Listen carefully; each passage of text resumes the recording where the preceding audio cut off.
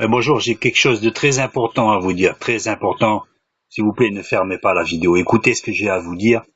Vous savez, on n'a pas la notion du temps. Bien souvent, un exemple, on a un accident et 2 secondes avant, on n'y pensait pas. La voiture, elle arrive, tapic, terminé. Et après, bon, l'ambulance, mais qu'est-ce que... Voilà, bon, et là, c'est rien encore. L'amour, c'est pire. On se retrouve vite fait dans l'éternité, on se dit, mais purée, mais vous savez, je vais vous raconter une histoire. Une fois, j'ai touché des trucs un peu illicites et je croyais que j'étais mort. Franchement, je croyais que j'étais mort. Je me disais, mince. À cette époque, je jouais de la musique et j'ai dit, mais j'aurais pu faire un concert, j'aurais pu faire des tas de trucs. Voilà, on ne pense pas à l'instant présent. On ne pense pas, surtout que l'instant d'après, on risque de ne plus être dans ce monde. Alors, je ne veux pas être pessimiste. Je ne veux pas être euh, faire trop de noirceur, de quoi que ce soit. La vie est belle, il faut en profiter, il n'y a pas de souci là-dessus. Hein. Mais ce que je veux dire, soyons prêts quand même. Ne soyons pas inconsidérés, ne pensons pas que nous avons le temps devant nous. Nous sommes jeunes, il peut rien nous arriver. On le sait, oui, mais plus ou moins. Mais que faisons-nous vraiment pour ça? Bon, eh ben, on continue dans les plaisirs licites et illicites. Et c'est cela qui pose problème parce que le jour où on partira de ce monde, ce qui nous séparera de Dieu, eh ben, ce seront nos péchés, pas les péchés de l'autre, du voisin. Ce sont nos propres péchés, donc nos propres fautes. Hein. Ne croyez pas que, par exemple, vous allez mentir toute votre vie puis que vous allez aller au paradis. Faut pas croire le style de chanson, on ira tous au paradis. Non, à ce moment-là, c'est plus la peine de faire des efforts. Quand vous avez un diplôme, c'est que vous avez fait un effort. Hein. La notion d'effort est quelque chose de biblique, quelque chose d'inscrit dans la nature. Hein. On n'a rien sans rien. Aide toi, le ciel t'aidera. Si nous dégageons pas de nos propres fautes, vous pouvez mettre le problème dans n'importe quel sens, on n'ira pas au paradis. Même que vous avez la meilleure des religions, vous n'irez pas au paradis. Parce que Dieu ne nous a pas envoyé une religion. Dieu, qu'importe votre religion, Dieu, et je pense qu'il a au-dessus d'autres soucis que ça. Le Seigneur va regarder quoi? Il va regarder l'état de notre cœur. Si on vit dans l'adultère, dans la débauche, dans le mensonge, vous pouvez aller à l'église 3 fois par jour même, ça ne servira à rien. Dieu nous demande simplement de nous repentir.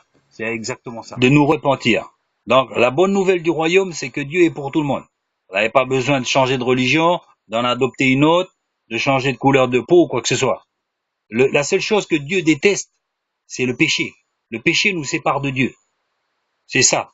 Et Dieu nous a pas envoyé une religion, il nous a envoyé Jésus-Christ. Et Jésus-Christ, lui, a payé pour nos péchés. Il savait déjà, avant qu'on vienne dans le monde, il savait, lui, il va naître, il va pécher. Hein. Et moi, et par là, il y a tout le monde.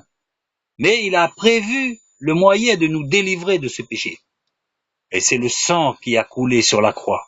C'est le sang de Jésus. Il n'est pas venu pour faire roi, comme certains voulaient le faire de son temps. Jésus, tu vas être notre roi. Tu vas être roi de... Non, je suis venu pour mourir.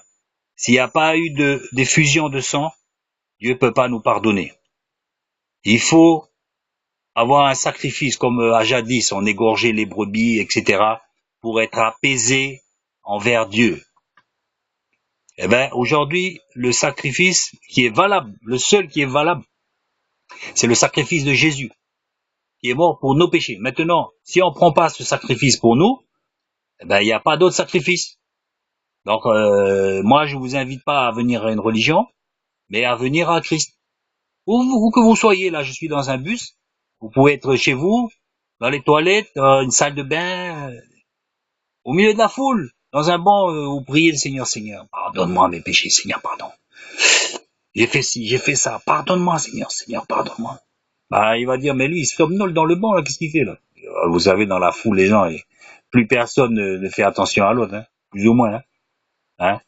On vit dans la foule, on vit avec les amis, dans la famille, mais au fond de nous, on est tout seul. Et quand on va aller devant l'éternité, Il y a un accident, tic-tac, ça y est, c'est fini, on est dans l'éternité. Et j'aurais dû écouter ma conscience que Dieu a mis en moi. La conscience. Elle a d'autres désirs que nous. Nous, on veut la gaieté, la bonne humeur, c'est vrai, mais on s'y prend mal. On se drogue, on se saoule pour ça. Notre conscience, elle veut aussi la gaieté et la paix. Et elle aura, c'est dans la repentance. Vous pouvez très bien boire une bière. Vous pouvez très bien aller à la mer, je sais pas, danser. Mais pas aller dans la débauche. Pas boire 3, 4 bières, 5 bières jusqu'à se saouler. Ça, c'est autre chose. Vous pouvez boire un verre de vin, peut-être 2, tout dépend des personnes. Dieu ne nous interdit pas d'aller dans un bar pour boire un verre, ou discuter avec les amis. Mais c'est dans l'excès que se trouve le problème. Alors, je vais pas rentrer dans des philosophies, etc. Je veux vous dire simplement la première étape. Venez à Christ, venez à Jésus, venez à lui, donnez-lui vos fardeaux. Il va vous pardonner. Mais ne restez pas avec vos péchés. Parce que l'éternité, vous savez, vous qui m'écoutez, peut-être dans 1 minute, vous êtes dans l'éternité. Les prochaines 5 minutes, vous êtes dans l'éternité. Qui sait? Mais êtes-vous prêts? C'est ça l'important. Êtes-vous prêts? Donc, en plus, c'est gratuit. Le salut de Dieu est gratuit. Alors, repentez-vous et prenez la vie que Jésus vous donne. Repentez-vous devant Dieu. Dites-lui, Seigneur, c'est vrai. Pardon, j'ai volé, j'ai menti, j'ai fait quoi que ce soit, pardonne-moi. Et le Christ vous donne la vie éternelle. Et après, vous allez voir la vie autrement. Vous allez remarquer, le ciel, il est plus bleu que d'habitude. Il est toujours bleu, mais c'est votre cœur qui a changé. Alors, comme je le dis, la seconde d'après ou les 5 minutes qui vont venir, peut-être vous serez dans l'éternité.